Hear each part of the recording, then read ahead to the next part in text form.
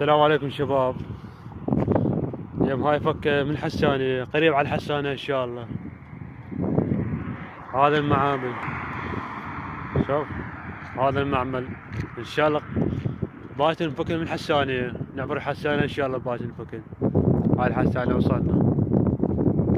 ذني لعبن باسم الطوق، لعيون رشيد، لعيون سعدون، ذن 11 فحل 11 فحل ان شاء الله نصعد بيه للبصخير.